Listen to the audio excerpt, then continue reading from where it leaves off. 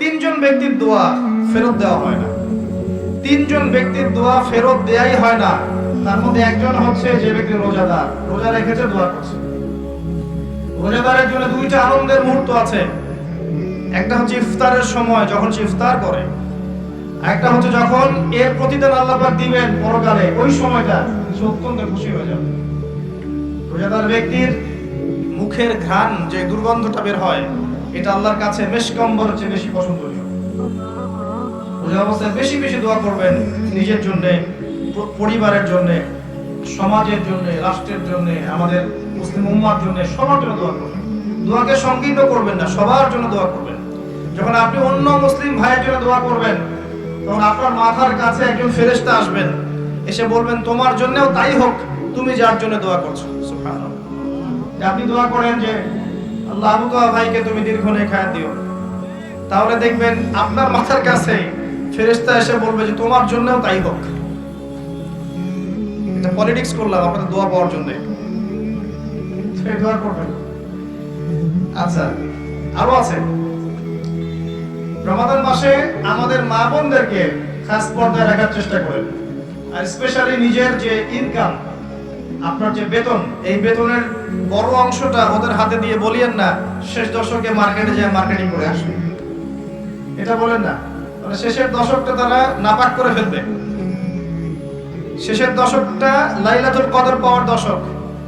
এই সময়টা ইতিকাফ করতে হয় মসজিদে, সুন্নাত, যাতে করে আমরা লাইলাতুল কদর পেয়ে যাই। আর শেষের দশকে আপনি দেখবেন মুসলিমরা বেশি বেশি হাট বাজার করছে, মার্কেটিং করছে, ঈদের শপিং করতে হবে। এই শপিংটা আগে করা যেত না? এখন যদি আমার কাছে টাকা থাকে, আমি যদি একটা জুব্বা বানিয়ে রাখি, একটা বোরখা কিনে রাখি, বাচ্চাদের কিছু কাপড় কিনে রাখি, এটা তার ঈদের দিন পড়বে, হকাতে হবে না? করা যাবে না? ওই আগের রাতে কিনতে হবে। দেখবেন আগের রাতে সারা এলাকায় গান বাজনা হচ্ছে, হোটেলে হোটেলে গান বাজছে, চায়ের দোকানে গান বাজছে, মনে হচ্ছে যেন শয়তান নাজিল খোলা। শয়তানকে বেঁধে রাখা হয়েছিল, এবার শয়তান খোলা, শয়তান পৃথিবীতে বিচরণ করছে। প্রত্যেকটা দোকানে দোকানে শয়তান, গান বাজতেছে। ঢাকা শহর রাস্তাঘাটে গিয়ে দেখবেন কি একটা অবস্থা, গান বাজতেছে, ডিজে পার্টি হচ্ছে, বোমা ফাটাচ্ছে। বোমা মানে চকলেট বোমা, পটকা পটকা, এগুলো ফাটাচ্ছে, হই হুল্লা করছে, নাচ গান করছে, ছেলে মেয়ে একসাথে হই হুল্লা করছে। কি একটা মজা! এদের জন্য ঈদের আনন্দ। সারা মাস নামাজ পড়ে নাই, রোজাও ঠিকঠাক মতো রাখে নাই, দান সাদাকা করে নাই, তারাবি পড়ে নাই, তাজকিয়ার কোনো খবর নাই। এদের জন্য কি ঈদের আনন্দ? কাদের জন্য? আল্লাহ পাক বলেন ক্বাদ আফলাহা মান যাক্কাহা, সেই ব্যক্তির জন্য ঈদের আনন্দ। ক্বাদ আফলাহা মান যাক্কাহা, সে সফল হলো যে তাজকিয়া অর্জন করতে পেরেছে। ক্বাদ আফলাহা মান তাযাক্কা ওয়া যাকারা ইসমা রাব্বিহি ফাসাল্লা, এবং রবের নাম উচ্চারণ করতে করতে সালাত আদায় করতে ঈদগাহের মাঠে গিয়েছে। আল্লাহু আকবার, আল্লাহু আকবার, লা ইলাহা ইল্লাল্লাহ, আল্লাহু আকবার, আল্লাহু আকবার, ওয়া লিল্লাহিল হামদ। এটা পড়তে পড়তে ঈদগাহের মাঠে গিয়েছে। এর জন্য ঈদের আনন্দ। তো আমরা এই বিষয়গুলো একটু বেশি খেয়াল রাখার চেষ্টা করব ইনশাআল্লাহ। আল্লাহ পাক আমাদের সবাইকে ইফেক্টিভ রমাদান পালন করার তৌফিক দান করুন। রমাদান মাসকে কোরআনময় করুন, আল্লাহুম্মা আমিন।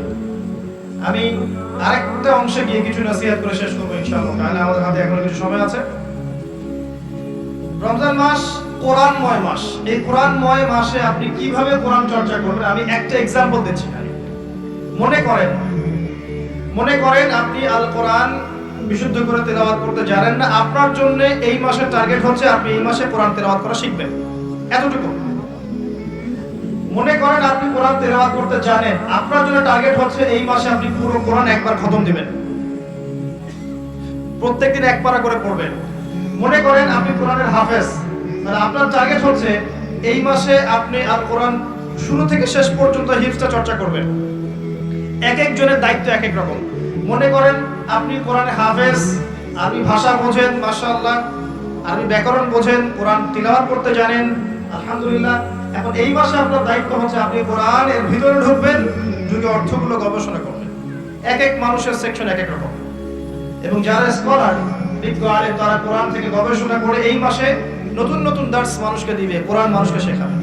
কি রকম করে? ফর এক্সাম্পল, মনে করেন আপনি কোরআন খুলেছেন, এখানে একটা সূরা বের হলো, সূরাতুল লুকমান। কি নাম? সূরা লুকমান। আপনি পড়া শুরু করলে সূরা লুকমান মাক্কি সূরা না মাদানী সূরা? সূরা লুকমানের আয়াত সংখ্যা কত? সূরা লুকমানের মেইন পয়েন্টস গুলো কি কি? তাফসীর আপনার বাসায় থাকবে, যেটা আপনি বেশি পছন্দ করেন, মারিফুল কোরআন হোক, ইবনে কাসির হোক বা জালালাইন হোক, যেটা আপনার কাছে বেস্ট মনে হয় খুলবেন, নোট আউট করবেন, খাতা নেবেন, খাতা কলম নেবেন, সূরা লুকমান মাক্কি সূরা না মাদানী সূরা লিখবেন। আয়াত সংখ্যা কত, রুকু সংখ্যা কত, এই সূরার মূল পয়েন্টস গুলো কি কি? আয়াত নাম্বার 1 কি বলেছেন আল্লাহ পাক? পড়ছেন, লিখছেন, পড়ছেন, লিখছেন। আমি একটা एग्जांपल দিচ্ছি, আমি আপনাকে শেখাচ্ছি কিভাবে আপনি স্টাডি করতে পারেন। মনে করেন আপনি চলে আসলেন 12 নম্বর আয়াতে, এসে দেখলেন আল্লাহ পাক বলছেন, একটা প্রসঙ্গে বলছেন, ওয়ালাকাদ আতাইনা লুকমানাল হিকমা আনিশকুর লিল্লাহ ওয়া মান ইয়াশকুর ফাইন্নামা ইয়াশকুরু লিনাফসিহি ওয়া মান কাফারা ফাইন্নাল্লাহা গনিয়্যুন হামিদ। একটা আয়াত, 12 নম্বর আয়াত। এবার আপনি এখানে দেখছেন ওয়ালাকাদ আতাইনা লুকমানাল হিকমা, আল্লাহ পাক বলছেন নিশ্চয়ই আমি লোকমানকে হিকমত দিয়েছি, প্রজ্ঞা দিয়েছি। আপনার পয়েন্ট কি? লোকমান কে? 2 নম্বর পয়েন্ট হিকমা, প্রজ্ঞা কি? বুঝতে পারছেন কিভাবে স্টাডি করবেন? লোকমান কে? ওয়ালাকাদ আতাইনা লুকমানাল হিকমা, আমি লোকমান আলাইহিস সালামকে হিকমা দিয়েছি। অনেকে বলেন তিনি নবী ছিলেন, আবার অনেকে বলেন তিনি নবী ছিলেন না, তিনি একজন আল্লাহর ওলি ছিলেন।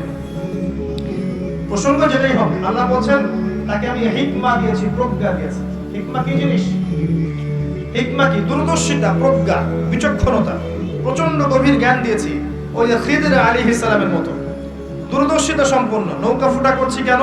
পিছনে জলদস্যু আছে তাই। বাচ্চাকে হত্যা করছি কেন? এই বাচ্চা বড় হলে কাফের হয়ে যাবে, এই জন্য। এই দেয়াল নির্মাণ করলাম কেন? দেয়ালের নিচে এতিম বাচ্চার সম্পত্তি আছে। এই যে প্রজ্ঞা, দূরদর্শিতা। মুসা আলাইহিস সালাম বুঝতে পারছেন না কেন নৌকা ফুটা করছেন, কেন আপনি বাচ্চাকে হত্যা করলেন, কেন দেয়াল নির্মাণ করলেন। মুসা আলাইহিস সালামও কিন্তু একজন নবী। খিদর আলাইহিস সালামকে আল্লাহ পাক বলেছেন আল্লামনাহু মিন লাদুন্না ইলমা, আমার পক্ষ থেকে ওকে জ্ঞান শিক্ষা দিয়েছে। সুবহানাল্লাহ। লোকমান আলাইহিস সালামকে আল্লাহ পাক হিকমা দিয়েছেন, প্রজ্ঞা। এই যে আপনি পড়াশোনা করছেন, লোকমান আলাইহিস সালাম কে? তিনি ছিলেন একজন হাবাশী। হাবাশী মানে আফ্রিকার মানুষ, কালো মানুষ। 3 জন ব্যক্তির জন্য জান্নাতে বড় মর্যাদা আছে।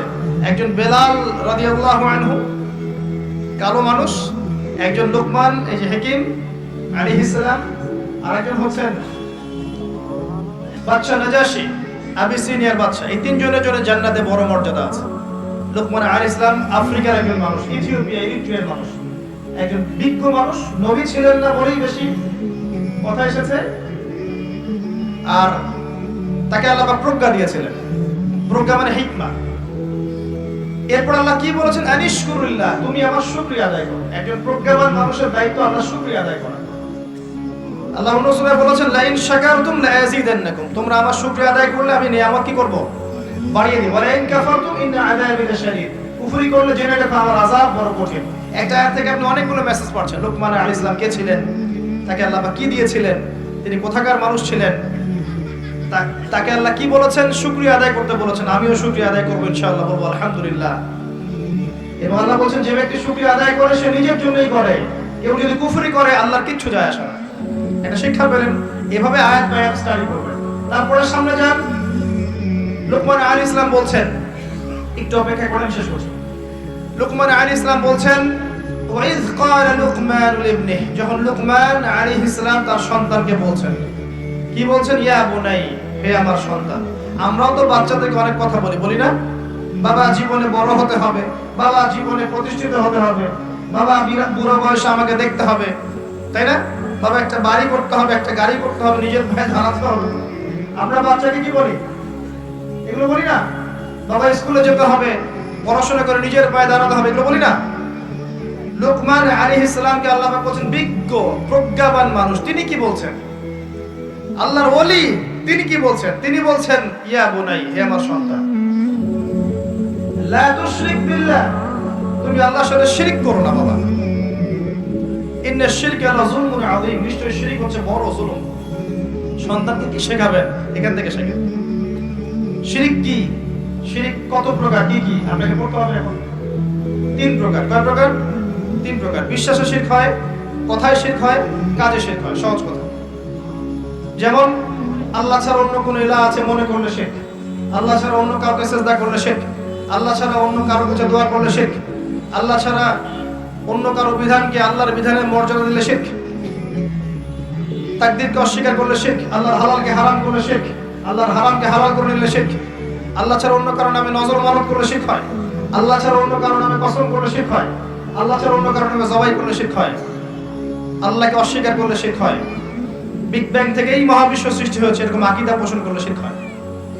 কত শিরক হয়, শিরকের কত ক্যাটাগরিজ আছে। পড়েন, সন্তানকে বলছেন শিরক করো না বাবা। শিরক সবচেয়ে বড় জুলুম, যত জুলুম আছে পৃথিবীতে সবচেয়ে বড় জুলুম শিরক। আবার সামনে যান, এই যে মেসেজ পাচ্ছেন লিখেন, খাতার মধ্যে লিখেন এগুলো। তারপরে সামনে যান, পরের আয়াতে যান, তিনি বলছেন ইয়া বুনাই লা তুশরিক বিল্লাহি ইন্না শিরকা লাযুলমুন আযীম ওয়া ওয়াসাইনা লিল-ইনসানা বিওয়ালিদাইহি হুসনা। নিজের পিতামাতার সাথে ভালো আচরণ করো, নিজের পিতামাতার সাথে ভালো ব্যবহার করো, পিতামাতাকে বৃদ্ধাশ্রমে দেখে এসো, পিতামাতার সাথে ভালো আচরণ করো। যে ব্যক্তি পিতামাতাকে পেয়েছে তাদের সেবা যত্ন করে জান্নাত লাভ করতে পারে নাই, নবী সাল্লাল্লাহু আলাইহি ওয়াসাল্লাম বলেছেন এই ব্যক্তির জন্য ধ্বংস, লানত। নিজের পিতামাতার সাথে ভালো আচরণ করো। ওয়া ওয়াসাইনা লিল-ইনসানা বিওয়ালিদাইহি হুসনা। কি করেছেন তারা? আমাদের জন্য হামালাতু উম্মুহু ওয়াহনান আলা ওয়াহন। তার মা তাকে কষ্টের পর কষ্ট সহ্য করে গর্ভধারণ করেছে। একটা দিন গর্ভধারণের কষ্টকে আমরা শোধ করতে পারবো? কেউ পারবে? পিছের চামড়া তুলে পাপোশ বানালে মায়ের ঋণ শোধ হবে? ওয়াফিসালুহু ফি আমাইন। শুধু তাই নয়, 2 বছর কয়েক মাস দুধও পান করেছে, 2 বছরের বেশি দুধও পান করেছে। মায়ের এক ফোঁটা দুধের দাম কেউ শোধ করতে পারবে? তখন আমার কোনো বোধ শক্তি ছিল? তাহলে কাঁদতাম ক্ষুধা লাগলে, মা বুঝে ফেলতো যে আমার ক্ষুধা লেগেছে। মায়ের মূল্য কে দিবে? যাদের মা নাই তারা জানে মায়ের মর্যাদা কেমন, তাই না? যাদের মা নাই তারা জানে মা কি জিনিস। তুমি ভাইয়েরা বাবা মার সাথে কখনো খারাপ ব্যবহার করতে যায় না। আপনাকে মারুক কাটুক যাই করুক, সম্পত্তি থেকে বঞ্চিত করলেও আপনি খারাপ ব্যবহার করতে চান না। আর এখন শেষ জামানা চলছে, মানুষ বাপকে হত্যা করে, মানুষ মাকে হত্যা করে, দেখেন না? মানুষ ভাইকে হত্যা করে, বোনকে হত্যা করে, প্রতিবেশীকে হত্যা করে, ভাইকে হত্যা করে। আখিরুজ জামান। আর কোন সাইনের জন্য অপেক্ষা করছেন? আর কোন নিদর্শনের জন্য অপেক্ষা করছেন? ওয়াফিসালুহু ফি আমাইন আনিশকুর লি ওয়া লিওয়ালিদাইকা ইলাইয়াল মাসির। আমার আল্লাহ বলেন আমার শুকরিয়া আদায় করো, তোমার পিতামাতার শুকরিয়া আদায় করো, আর মনে রেখো আমার কাছেই ফিরে আসতে হবে। তবে জেনে রেখো, তারপরের আয়াতে এগুলো নোট করবেন। তারপরের আয়াতে লেখা আছে, আল্লাহ পাক বলেছেন ওয়া ইন জাহাদাকা আলা আন তুশরিকা বিমা লাইসা লাকা বিহি ইলম ফালা তুতিউহুমা। তোমার এই পিতামাতাও যদি তোমাকে আমার সাথে শিরক করতে বলে, তাহলে কোশ্চিন কালেও তাদের কথা শুনো না। এবার বুঝলে আল্লাহর মর্যাদা কোথায়, শিরক কি জিনিস। যদি এই পিতামাতাও তোমাকে শিরক করতে বলে, তাদের কথা শুনো না। তবে ওয়াসাহিবহুমা ফিদ দুনিয়া মারুফা। এই দুনিয়াতে তাদের সাথে ভালো আচরণ, হক আদায় করো। অমুসলিম হলেও হক আদায় করো। আনিশকুর লি ওয়া লিওয়ালিদাইকা ইলাইয়াল মাসির ওয়া ইন জাহাদাকা আলা আন তুশরিকা বিমা লাইসা লাকা বিহি ইলম ফালা তুতিউহুমা ওয়া সাহিবহুমা ফিদ দুনিয়া মারুফা। আল্লাহ বলেন ওয়াত্তাবি' সাবিলা মান আনাবা ইলাই। যে রাস্তাটা আমার দিকে আসে, যেই পথ আমার পর্যন্ত পৌঁছায়, সেই পথ ফলো করো। এটা কোন পথ? মুহাম্মদ সাল্লাল্লাহু আলাইহি ওয়াসাল্লামের পথ, তাই নাকি? যে পথ আমার পর্যন্ত আসে সেই পথ অনুসরণ করো, সেটা হচ্ছে মুহাম্মদ সাল্লাল্লাহু আলাইহি ওয়াসাল্লামের তরিকা। এরপর আল্লাহ আরো বলেছেন আকিমিস সালাহ। হে আমার সন্তান, লুকমান আলাইহিস সালাম নসিহত করছেন, হে আমার সন্তান আকিমিস সালাহ, সালাত কায়েম করো। বাবা, আমরা বাচ্চাকে কি বলে? বাবা এই কার্টুন দেখো, চকলেট খাও, বাবা এই যে আমরা ছোট ছোট গাড়ি কিনে চালাও, মাঠে খেলো। কে বলছেন? লুকমান হাকিম। তিনি বলছেন আকিমিস সালাহ, সালাত কায়েম করো বাবা। ওয়া'মুর বিল মা'রুফ, এবং মানুষকে সৎ কাজের আদেশ করবে, ভালো ভালো কথা বলবে, নামাজ পড়তে বলবে, রোজা রাখতে বলবে, হজ যাকাতের কথা বলবে, ইসলামের সৌন্দর্যের কথা বলবে, মানুষকে ভালো ভালো কথা বলবে। একই সাথে ওয়ানহা আনিল মুনকার, এবং অসৎ কাজের নিষেধ করো। শুধু সুরসুরি মার্কা দাওয়াত দিও না মানুষকে, যেগুলো দাওয়াত দিলে কোনো সমস্যা নাই সেগুলোই বলে বেড়াও না। অসৎ কাজের নিষেধ করো। শুধু বলো না নামাজই পড়তে হবে, এটাও বলো যে সুদ ছাড়তে হবে। শুধু বলো না রমজানের রোজা রাখতে, এটাও বলো যে ঘুষ ছাড়তে হবে। শুধু বলো না যে দান সাদাকা করেন, এটাও বলো যে জেনা করো না, মদ খেও না, দুর্নীতি করো না। আল্লাহর জমিন, আল্লাহর দিনটা প্রতিষ্ঠা করো। অসৎ কাজে নিষেধ করো। ওয়াসবির আলা মা আসাবাক, যখন অসৎ কাজে নিষেধ করবে তখন অনেক বাধা বিপত্তি আসবে, ওই সময় সবর করো।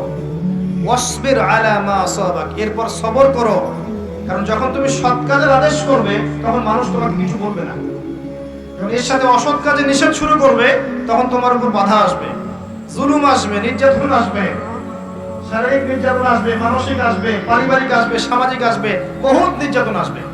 তখন ওয়াসবির আলা মা আসাবাক, সবর করো, যা আসছে এর উপর সবর করো। ইন্না যালিকা মিন আজমিল উমুর, এই সবরটা খুব কঠিন, এটাই সবচেয়ে বড় লেভেলের ইবাদত, সবচেয়ে কঠিন এটা। আল্লাহ পাক তার ভাষা আরো বলেছেন, ওয়ালা তুসাইর খাদ্দাকা লিন-নাস, এগুলো নোট করলেন। ওয়ালা তুসাইর খাদ্দাকা লিন-নাস, মানুষের দিক থেকে অহংকারের ভরে মুখটা ফিরিয়ে নিও না। দেখেন না, অহংকারীর মতো মুখটা ফিরিয়ে নিও না। ওয়ালা তুসাইর খাদ্দাকা লিন-নাস ওয়ালা তামশি ফিল আরদি মারহা, আর জমিনের বুকে বুক ফুলিয়ে দম্ভ করে চলাফেরা করো। সূরা বনী ইসরাঈল আবার বলেছেন, ওয়ালা তামশি ফিল আরদি মারহা ইন্নাকা লা তাখরিকাল আরদা ওয়া লান তাবলুগাল জিবালা তুলা। হে মানুষ, জমিনের বুকে দম্ভ করে চলো না, কারণ তুমি এই জমিনকে ধসিয়ে দিতে পারবে না, আর তুমি পাহাড়ের উচ্চতায় পৌঁছাতে পারবে না। সুবহানাল্লাহ, কি ভাষা! মানুষের মনে আঘাত করার মতো ভাষা। আল্লাহ ছাড়া এমন করে কে কথা বলতে পারে? ওয়ালা তামশি ফিল আরদি মারহা, জমিনে দম্ভ করে চলো না। ইন্নাকা লান তাখরিকাল আরদ, তুমি জমিনকে ধসিয়ে দিতে পারবে না। ওয়া লান তাবলুগাল জিবালা তুলা, পাহাড়ের উচ্চতায় পৌঁছাতে পারবে না। আপনারা পাহাড় এলাকার মানুষ না, উঠতে কত কষ্ট হয় না? তুমি পাহাড়ের উচ্চতায় পৌঁছাতে পারবে না।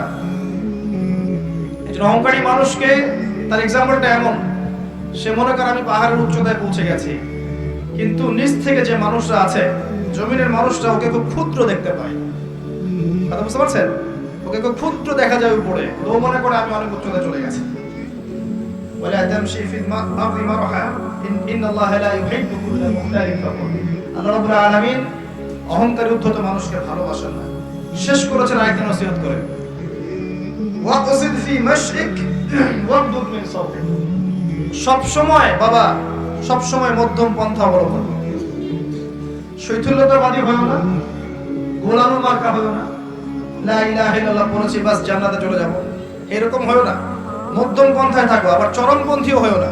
পান থেকে চুন খসতে একদম মানুষকে মেরে কেটে একা করে ফেলাবা, এগুলো করতে যাবে। মধ্যম পন্থা থাকো।